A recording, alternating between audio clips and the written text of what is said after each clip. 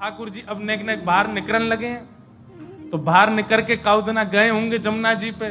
वहां किशोरी जी को ठाकुर जी आमंत्रण दिया है। नेक्स्ट से किशोरी जी, नेक्स्ट से लाल जी। ठाकुर जी निमंत्रण दिया है, हमारे नंद भवन में आ जाइयो खेलवे के काज।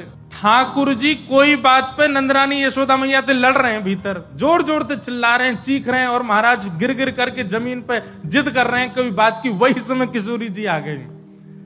ठाकुर जी लोटे पड़े हैं जमीन पे और माथों पीट रहे हैं, मैया तो कह रहे हैं मेरी बात मान। वही समय किशोरी जी आ गई। कि जैसे किशोरी जी आई तो बड़ी संकोच में मंद मंद हंसती भई और बड़े धीमे से बोली, घर में कुंवर कन्हई हैं, उनने मोसों कही कि घर आ जाइयो खेलवे के काजे। जैसे ही सुनी महाराज द्वार पे कोयल बोल रही है। ठाकुर जी ने अपनी स्थिति देखी, मैं पड़ा हूं, बाल बिखेर लिए, मूड मार रहा हूं सिर में, नीचे जमीन में मैया ते कोई लड़ रहे हैं। जैसे ही सुनी महाराज की किशोरी जी आई हैं, तुरंत ठाकुर जी तो अपनी सबरी बात भूल गए और बिल्कुल महाराज अपने बारन को संवारन लगे, अपने वस्त्रन को ठीक करन लगे और ठीक कर हाथ पकड़ के ले गए। किशोरी जी को दिखा रहे हैं, तू इनको जाने?